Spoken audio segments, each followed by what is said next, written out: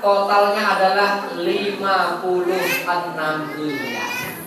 Kira-kira Utsman bin Affan orang susah atau orang senang? Orang miskin atau orang kaya? Kaya aja atau kaya banget?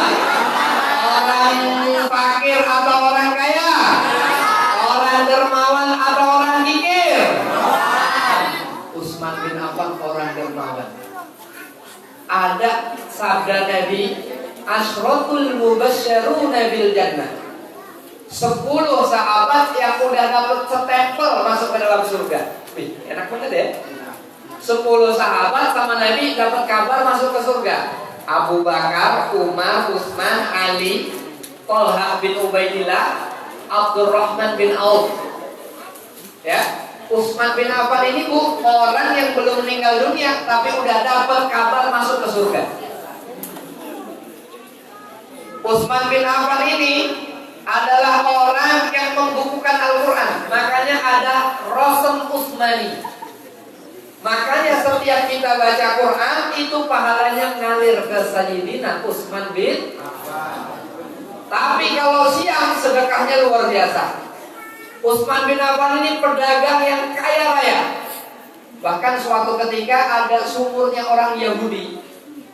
Ya, sumur orang Yahudi ini dinegosiasi sama Utsman bin Affan yang dulunya tidak dijual sampai dijual. Kenapa? Utsman bin Affan ini orang yang pintar bisnis, pintar negosiasi. Dan Utsman bin Affan ini dinikahkan menjadi mantu Nabi 2 kali, Pak. Ummu Kulsum, anak Nabi, dinikahkan dengan Utsman, meninggal dunia.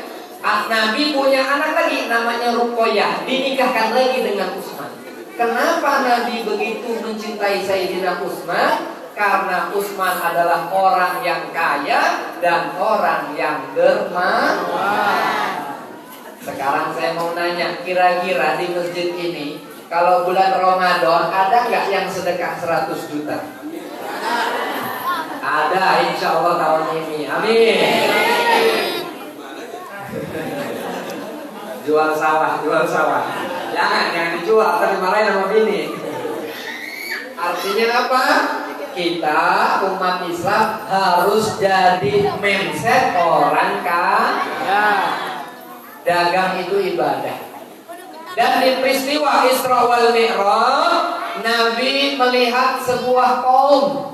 Satu kaum yang dia memanen, dipanen, dia tanam, panen lagi, tanam, panen lagi, tanam, panen lagi, tanam, panen lagi. Nabi bertanya kepada malaikat Jibril, ya Jibril, itu kenapa orang kok begitu? Enak banget, habis dipanen tumbuh, panen tumbuh, panen tumbuh, panen tumbuh, panen tumbuh. Kata Jibril, itu perumpamaan orang yang berjihad di jalan Allah. Orang yang suka bersedekah, orang yang suka berinfak, orang yang suka berzakat, orang yang suka berbagi. Jadi adik-adik ya, nanti remaja-remaja kalau ada yang mau jadi pengusaha boleh, nanti catat nomor saya. Nanti hubungin Ustadz Guswan.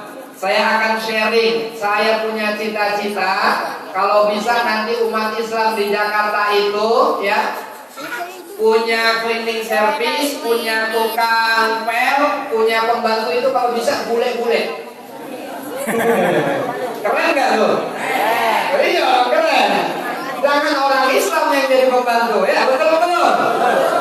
Jadi bule-bule tuh yang megangin sendal kita ya, yang ngepel-ngepel toilet itu, harus gitu. Ya. Supaya apa? Marwah umat Islam itu terangkat. Islam itu adalah solusi. Ya. Islam itu adalah solusi. Jadi kalau ada kemiskinan, bagaimana solusinya? Dagang. Kalau ada orang fakir gak bisa sekolah, solusinya apa? Dagang. Dagang itu gampang, yang penting mau.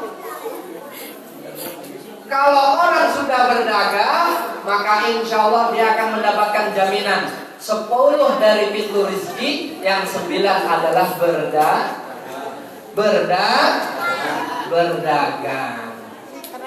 Jadi Masya Allah, dagang itu sunnah. Nah ibu-ibu pulang dari sini besok mulai tuh dagang di Shopee, di TikTok, di Facebook, apalagi di YouTube, apalagi Instagram. Bapak-bapak gitu juga dagang, anak-anak gitu juga teman-teman. Supaya apa? Supaya kita punya uang dan uang itu bisa kita nyumbang buat masjid. Kira-kira pahala atau dosa? Pahala atau dosa? Nanti ada adik-adik yang fakir miskin yang nggak bisa sekolah, kita santunin, pahala atau dosa? Nanti ada orang yang sakit, kita bayarin biaya rumah sakitnya, kira-kira dosa atau pahala? Pahala. Sholat